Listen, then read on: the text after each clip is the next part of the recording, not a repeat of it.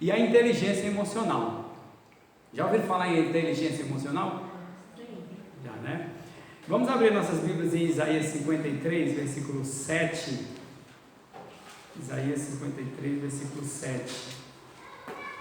É bastante conhecido, mas tem umas verdades muito importantes para nós. Isaías capítulo 53, o versículo 7.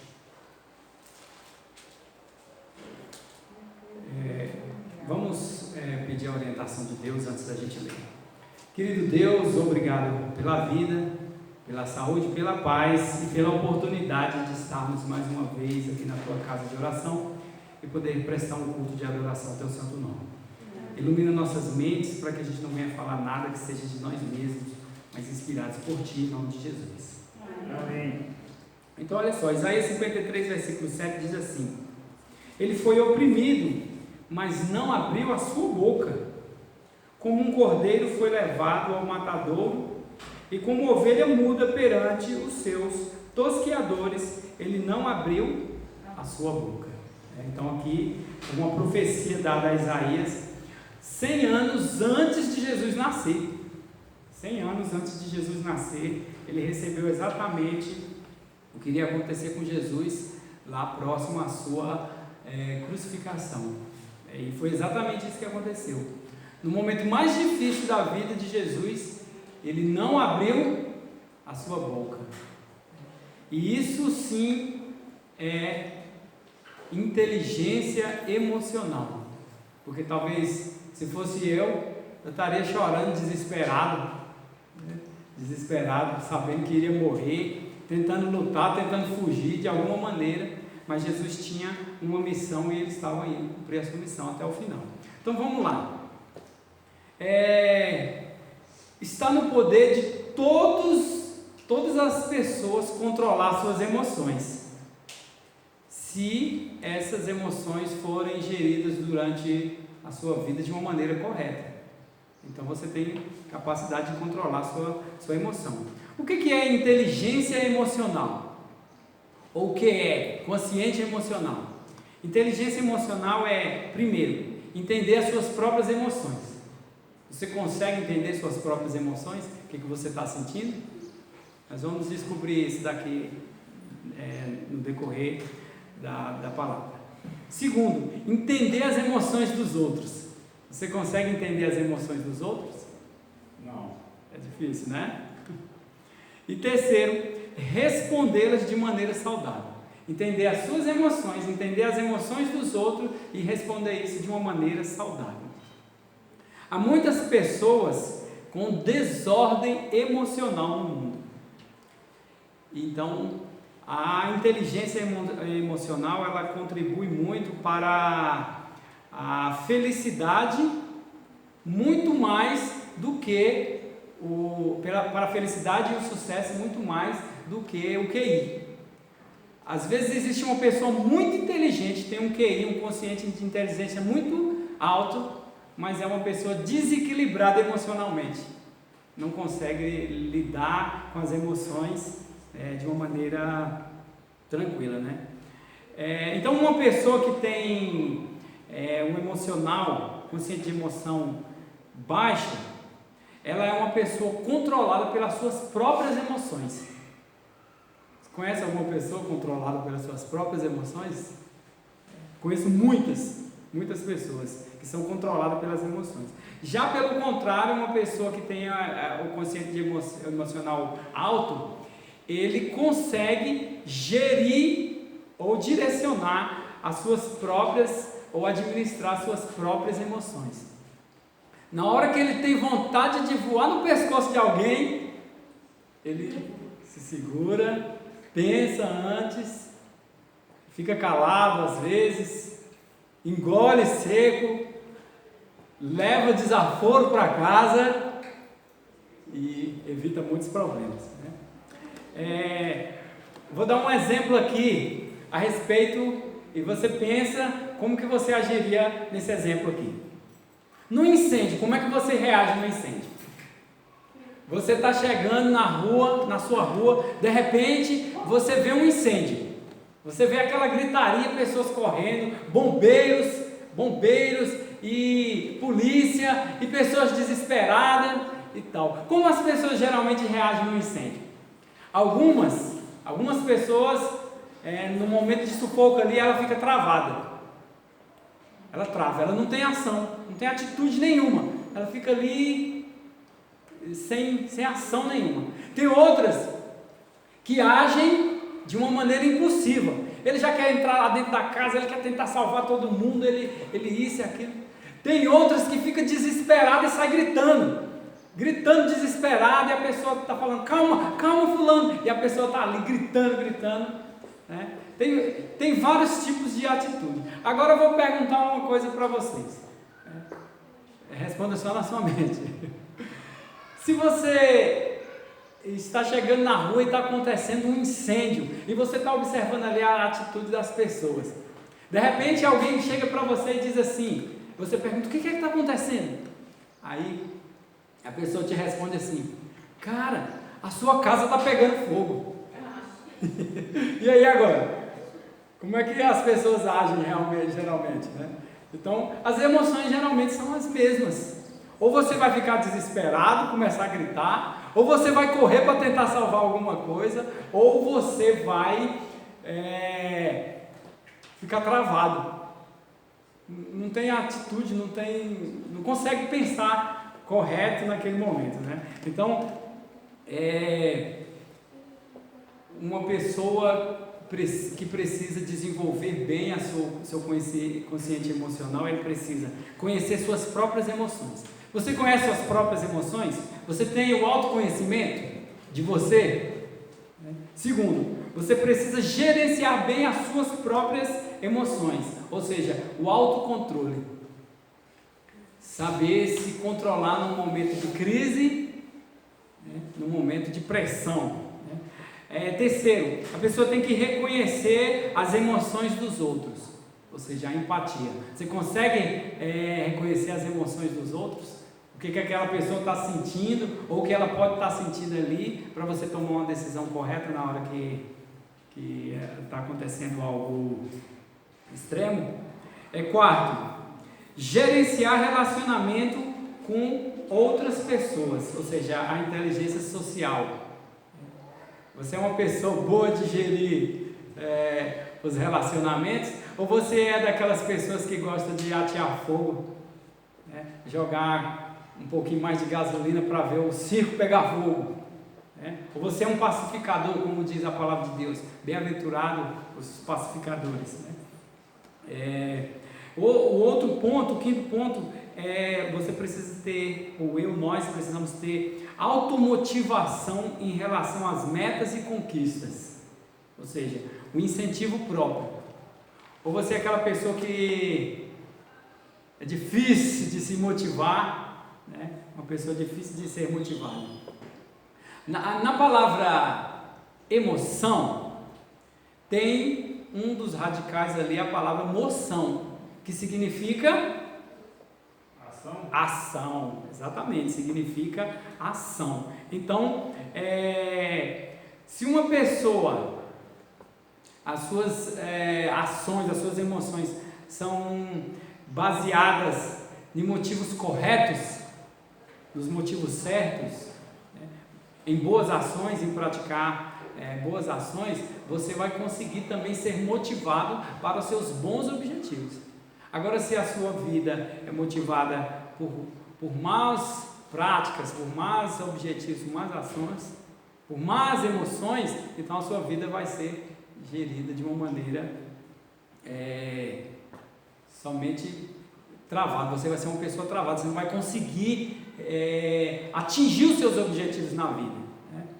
Uma pessoa pode ter um QI elevado, como eu já falei, mas pode ter, ao mesmo tempo, um desequilíbrio emocional. Você já conheceu uma pessoa muito inteligente, mas é uma pessoa grossa, estúpida?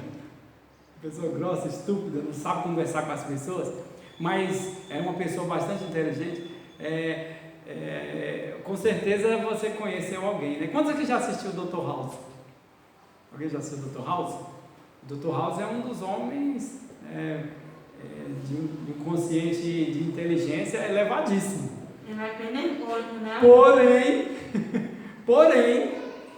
Porém, o camarada é estúpido, nervoso, ele não sabe lidar com as pessoas. Então existem pessoas assim.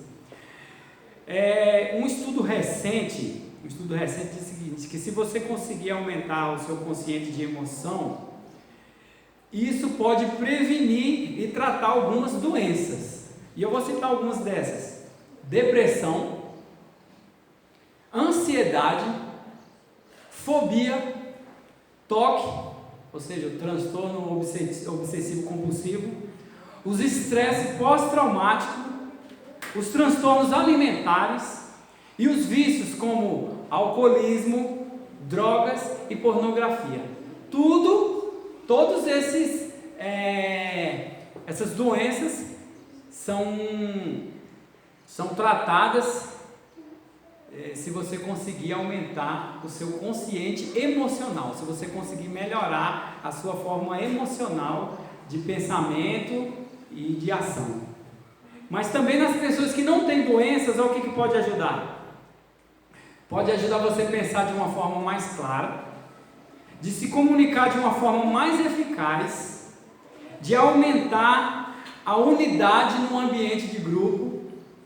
É mais fácil você aumentar a unidade ou a desunião no ambiente de grupo? Se eu ajudo mais a aumentar a desunião, significa que nós estamos pensando emocionalmente de uma maneira errada. Diminuir declarações polarizadoras. Sabe o que são declarações polarizadoras? São declarações que causam intriga entre as pessoas. Promover uma vida mais feliz e eficaz e fazer todas as coisas sem comprometer ou sacrificar os seus princípios e de verdade. Se você tem um consciente emocional mais elevado. Esses princípios básicos, eles estão todos escritos na palavra de Deus. Lá em 1 Coríntios, capítulo 11, versículo 28, diz assim: cada um examine-se a si mesmo.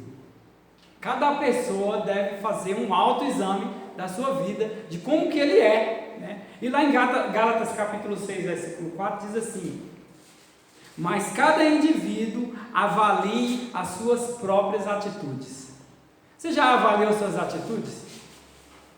Às vezes eu avalio algumas atitudes minhas e vejo como que não são assim tão favoráveis, tão positivas. E a gente precisa de ajuda para poder melhorar isso. Você já ouviu aquele apelo: vamos colocar as diferenças de lado? Não, rapaz, vamos deixar isso para trás e tal. Mas na hora que tem uma situação quente entre aquelas pessoas, ela esquece essa declaração e aí as palavras começam a ser exaltadas, né? Sem sinceridade e verdade, não há como haver união. Entendeu? Sem sinceridade e verdade, não há como existir união. Agora eu vou dizer uma coisa para vocês. Nós aprendemos nesse instante aqui na escola sabatina. Uma pessoa ser sincera e uma pessoa ser verdadeira não significa que ela vai falar tudo que vem na cabeça dela. Entendeu? Já pensou, já ouviu pessoas falarem bem assim: eu sou assim mesmo, eu sou autêntico, eu falo o que vem na minha cabeça. Já ouviu pessoas falando assim? Esse é um pensamento torto, um pensamento defeituoso. Por quê? Porque nem tudo que você pensa e acredita é o que a outra pessoa pensa e acredita. Entendeu? E isso pode causar conflito. Então nós precisamos saber falar e como falar. Saber falar e como falar. Uma pessoa que com um bom consciente de inteligência emocional, ela tem uma capacidade de reduzir a quantidade de declarações que possam agitar o ambiente, evitando assim uma contenda. Evitar contendas deve ser um dos maiores atributos que nós devemos desenvolver nesses dias. evitar contendas. Vocês já prestaram atenção que as pessoas estão matando outras aí por motivos banais?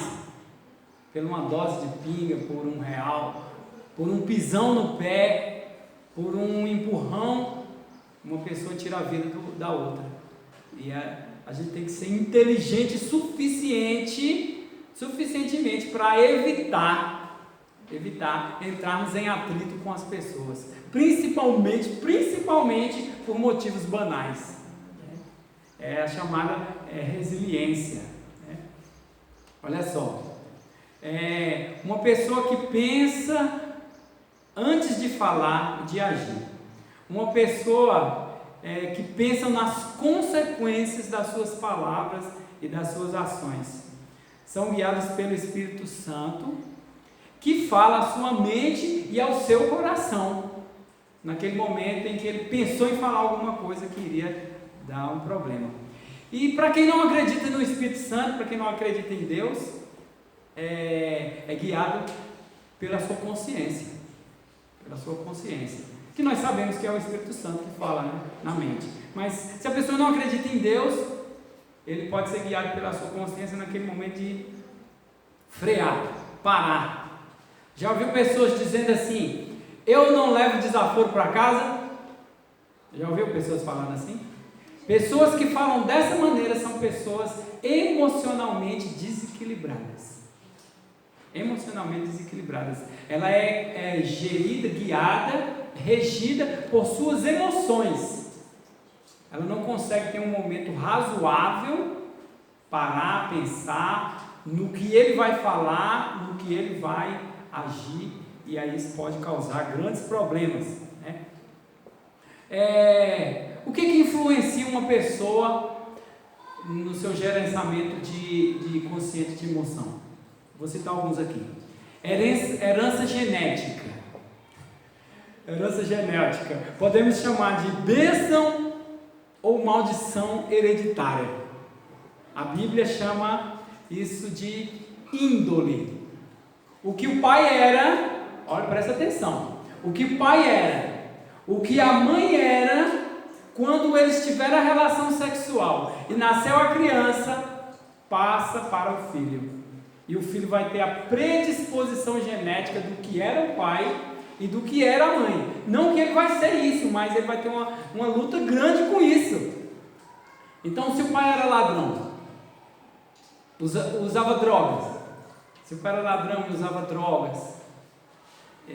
Se a mãe tinha outros tipos de práticas desonestas, traía o seu marido e fazia outras coisas, tinha algum vício. Tudo isso vai passar pelo sangue daquela criança como predisposição genética.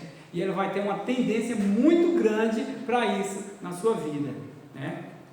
Outra coisa que ajuda a desenvolver ou atrapalhar o consciente emocional é as experiências da infância. Abuso infantil, traumas por causa de vícios dos pais, como por exemplo o pai era alcoólatra, a mãe era alcoólatra, separação, divórcio. Todos esses traumas faz com que a pessoa abaixe cada vez as suas emoções e ela se torne uma pessoa desequilibrada. O apoio emocional que a pessoa teve durante a sua vida, apoio emocional, ou seja, pessoas equilibradas que trouxeram uma palavra de conforto, e aí entra as instituições muito importantes como a igreja, como uma família estruturada, equilibrada, né? A condições físicas, ou seja, falta de sono. Quem não dorme não pensa direito, e quem não pensa direito faz besteira.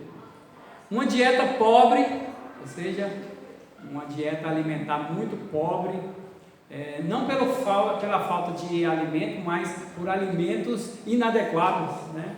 E doenças, tudo isso faz com que uma pessoa tenha esse tipo de problema. Eu tenho quanto tempo aí? Mas já estou quase acabando. 15, já estou quase acabando. Nossas emoções são amplamente controladas pelas nossas crenças. Esse aqui é o fator principal, irmão. Amigos, esse é o fator principal. Olha, eu gostaria que você prestasse atenção. As nossas emoções são amplamente controladas pelas nossas crenças. A nossa avaliação de eventos, a forma como pensamos sobre os problemas, a nossa silenciosa conversa com a nossa mente, esses são os mais importantes fatores para para a nossa elevação ou controle do nosso consciente emocional. Obrigado. Então, quem aqui nunca na sua vida ficou sentadinho lá no seu cantinho pensando? Quando você está sozinho pensando, ali é você de verdade. Ali você está colocando para você, para sua mente, quem você é de verdade. E é nesse momento que você tem e toma as decisões para a sua vida. Quando você se silencia e só a sua mente está falando ali com você. Mas acontece um problema quando nós estamos pensando sobre algum fator, alguma ação, alguma coisa em específico. Às vezes nós temos uma tendência de maximizar uma coisa que era desse tamanhozinho. Eu me lembro uma vez que tinha uma pessoa conhecida nossa aqui, ela tinha problema com todo mundo. E aí um dia uma pessoa chegou em mim e falou assim: fulano, você viu o que fulano fez? Ele falou isso e aquilo e tal. E aí eu fiquei lá ouvindo aquela pessoa, né? E aí, quando terminou, ela me perguntou assim: o que você acha disso? Aí eu falei assim: ué, mas vocês estão brigando por uma besteira dessa, um negocinho desse assim, tamanhozinho assim. A pessoa olhou assim para mim, deu um passo assim, ficou pensando. Depois chegou em mim e falou assim: você foi a única pessoa que me falou isso. Todo mundo cresceu o problema, só você que diminuiu. E pensando pelo que você está falando, realmente isso é uma besteira, uma coisa insignificante. Então, às vezes, nós temos a tendência de sofrer antecipado por uma coisa que a gente fica imaginando na nossa cabeça. Eu vou ficar desempregado e eu não tenho... Como é que eu vou pagar minhas contas? Como é que eu vou sustentar minha família? Como é que eu vou isso? Como é que eu vou aquilo? Aí começa a sofrer, né? E eu costumo dizer que quem sofre antecipado sofre duas vezes. E tem muitas vezes quando você chega lá para resolver a situação, não era nada daquilo, né? Ou também tem as influências externas, viu? Aquela pessoa que chega em você e diz assim: eita, fulano quer falar com você. Você tá ferrado. Desculpa a palavra. Fulano quer falar com você, ele vai isso. Aí você fica ali sentado pensando, se martirizando e tal. Quando a pessoa vai falar com você, é uma conversa tranquila, uma conversa light, não era nada daquilo que você estava pensando, então você ficou sofrendo antes, né? Então, a nossa mente, o momento que você está sozinho pensando, é onde aumenta muito os problemas. Quando conversa consigo mesmo, você é quem você é de verdade. Ali na sua mente, você sabe disso, né? Seus sentimentos são o resultado das mensagens que você manda para si mesmo. Antes de ontem aconteceu um negócio interessante, né? Um amigo nosso recebeu um diagnóstico que estava com o Covid. Recebeu o diagnóstico. E aí um colega sentou na cadeira e aí ele começou: ai meu Deus, eu acho que eu estou com falta de ar. Foi tão engraçado porque ele Estava todo mundo bem, estava todo mundo tranquilo. Quando o outro falou assim, ó, fulano testou positivo. Aí ele senta na cadeira, ai meu Deus, eu estava perto dele hoje, eu acho que não sei, eu estou me sentindo mal, eu não aguentei, eu comecei a rir, mas depois eu cheguei nele e falei assim, rapaz, calma, você está sofrendo antecipadamente, você já fez o teste, faz o teste para ver se você não tem algum problema, você não está sentindo nada, isso é mais emocional. E foram dois, ficou desse jeito. Rapaz, toda vez que eu recebo essas notícias que alguém está com Covid, eu fico me sentindo mal, já vai me dando uma falta de ar. Então, muitas pessoas têm desequilíbrio emocional, né? Seus pensamentos têm mais relação como você se sente do que realmente é o que está acontecendo. Entendeu? Muitas das coisas é os pensamentos. Eu vou dar um exemplo bíblico aqui, interessantíssimo mesmo. Olha só, Paulo e Silas foram presos, vocês sabem da história. Eles foram presos injustamente por algo que eles não tinham feito. Eles foram açoitados, chicoteados, até as suas costas serem cortadas, né? Ficarem ali na carne viva. Então eles foram amarrados com os grilhões, com as algemas, e foram colocados dentro de uma cela fria com um piso tortuoso, cheio de cascalho, e jogados ali no chão. O que eles fizeram? Começaram a chorar desesperadamente ali e se lamuriando por causa daquilo que tinha acontecido. Foi isso mesmo? Não foi isso. Não foi isso. Eles começaram a cantar, louvar a Deus e exaltar o nome de Deus por ter passado por aquela situação. E o carcereiro e as outras pessoas, quando ouviram eles cantando, ficaram assombrados. Porque quem acaba de ser preso e chicoteado e vai cantar? Então, a sua mente, ela é um instrumento mais poderoso quando você tem boas emoções, bons sentimentos, até mesmo quando passa pelas adversidades. Mas eu não estou falando de pensamento de fantasia, não.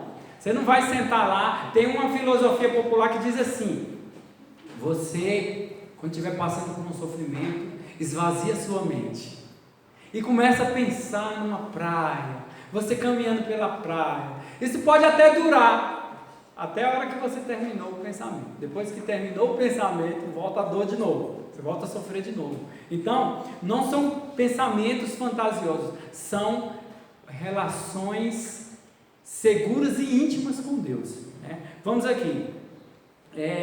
Na Bíblia tem uma par de pessoas que eram desequilibradas emocionalmente. Eu vou dar alguns exemplos aqui. O rei Saul era um homem desequilibrado emocionalmente.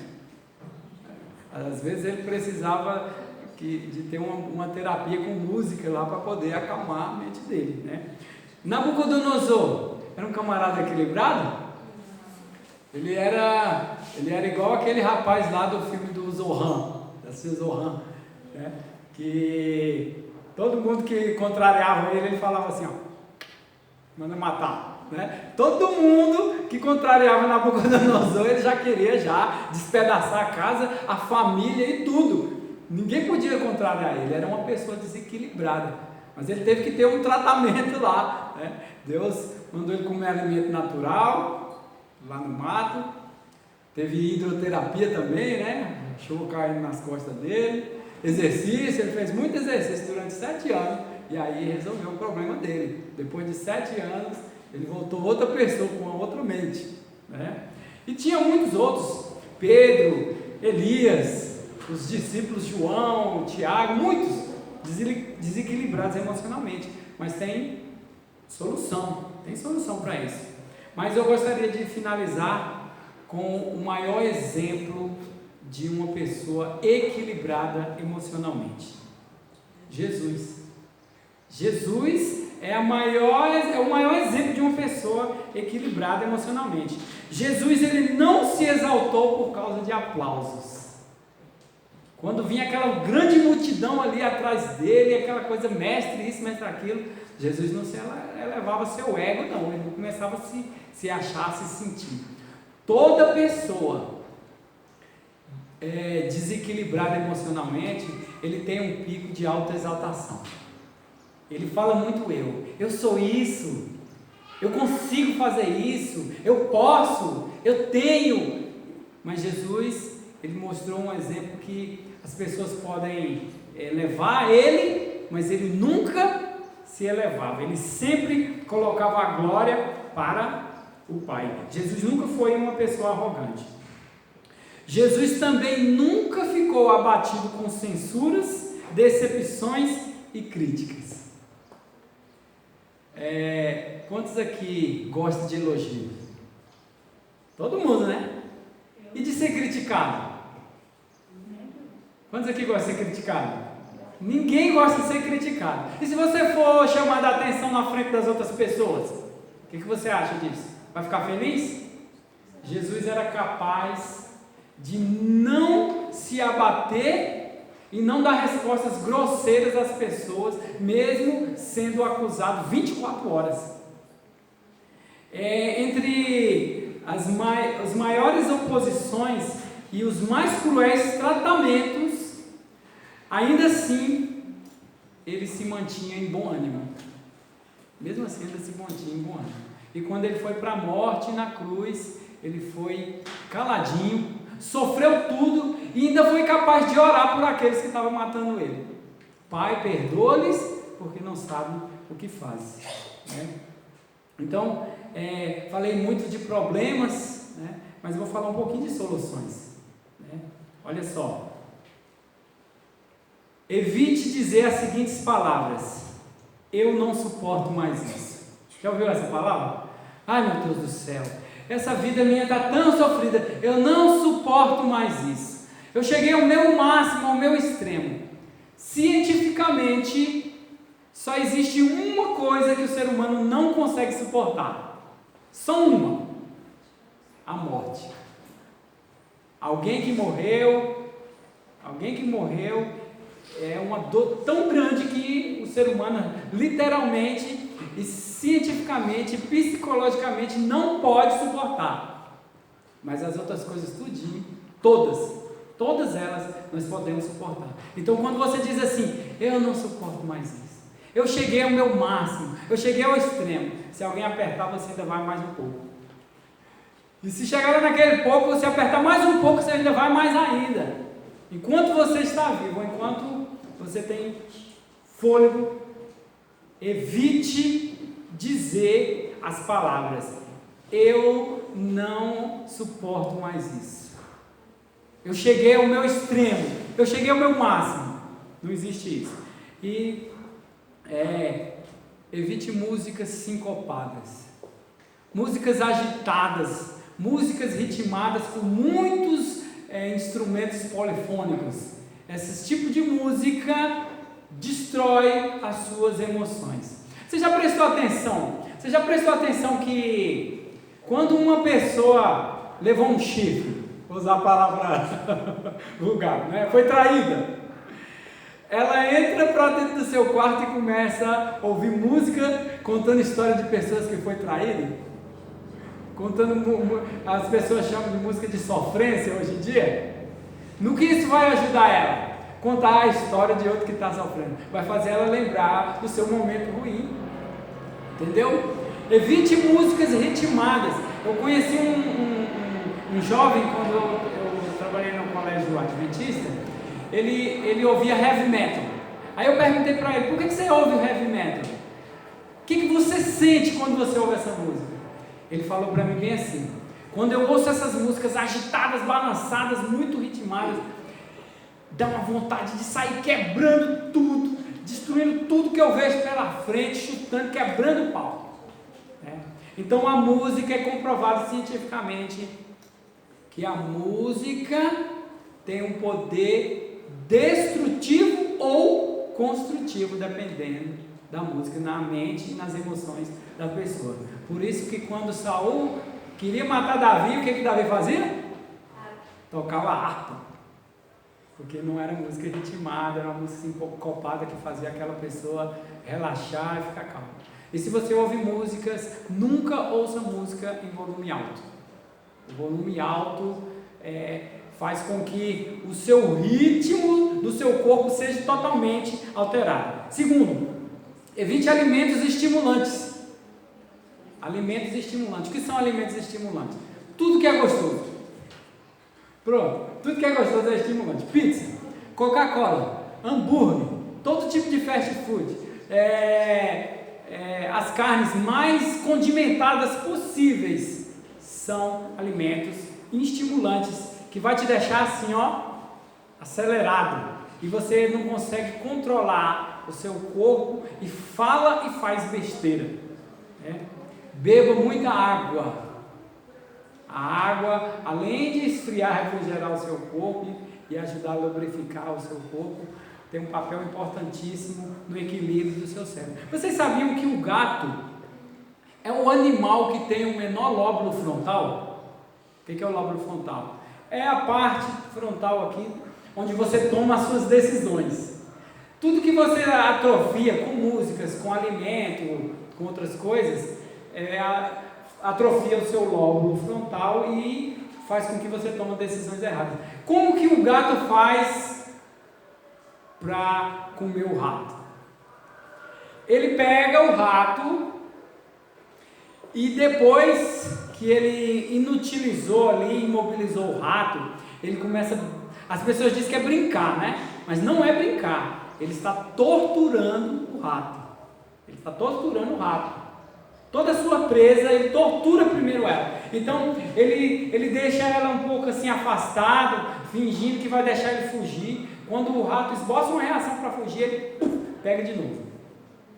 Aí ele dá uma mordidinha nele, nas patas e tal, depois solta ele lá de novo.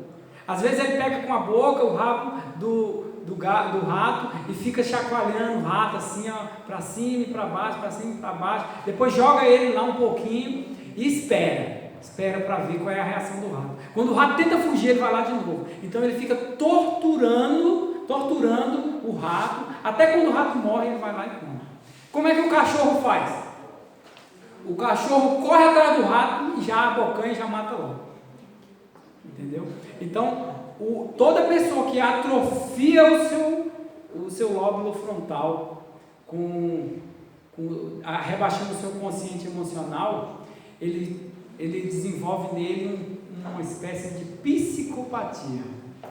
Ou seja, ele tem prazer em ver acidentes, ele tem prazer em ver notícias de gente se explodindo, se matando, ele tem prazer em assistir e ouvir notícias ruins, e ele tem um certo prazer em ver pessoas sendo torturadas ou coisas assim.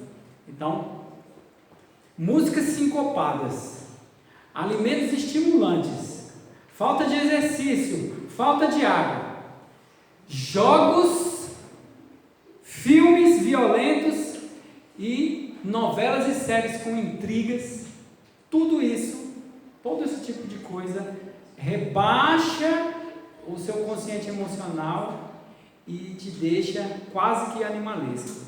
Então, nós precisamos fortalecer a nossa mente com coisas boas, e o exemplo da palavra de Deus está lá em 1 Coríntios 10, versículo 31. Portanto, quer comais ou bebais ou façais qualquer outra coisa, fazei tudo para honra e glória de Deus. Então, que o Senhor nos ajude a gente fortalecer a nossa mente, porque nós somos transformados por aquilo que a gente contempla. Se você vê coisa ruim, você vai se tornar uma pessoa ruim. Mas se você vê coisa boa, você vai se tornar uma pessoa boa. Amém? Vamos ficar de pé? Vamos orar?